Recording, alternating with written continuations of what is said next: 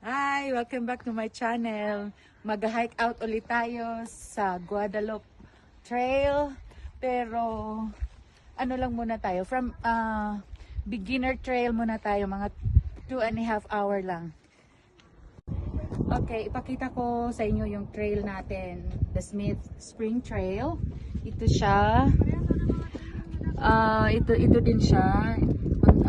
Since beginning, for beginner trail siya, konti lang yung lakad, mga almost 2 hours. Ito yung spring natin, then balik ay ulit tayo dito sa parking. Ito lang, konti lang muna. Okay. Dito kayo. Apat kayo, dali. Apat na, dali. Kasama natin sa trail natin ito si Brenda, si Miss Baby, at si Ricardo, Ayan. at yung mata ko. At si Em! Yay! Ay, sadali na zero. I-edit mo to.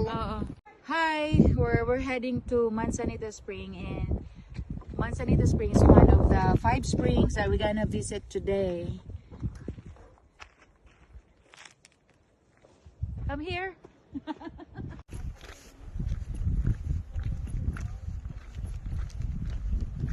Finally, we arrived here at Smith Spring. We walk, I guess, 1.5 or 2 hours. And ito yung spring natin. Wow! Hangin sa labas. Okay, ito yung, of course, ito yung spring. Spring. Ito yung ano natin. The temperature natin ngayon is 37 degrees Celsius. Nagbubad na ako kasi mainit. I feel hot. So lamig. Nice mag-swimming. Pero hindi kami nakadala ng swimsuit. Okay.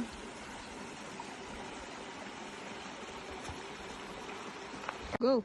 We're heading home, but before that I will explain a little bit about the Smith Springs. Okay, it is the groundwater springs to the surface along this Guadalupe mountains, and that's all. Fine. Ikat mo yun. We're heading back home, but before that, let me explain to you about the Smith Springs.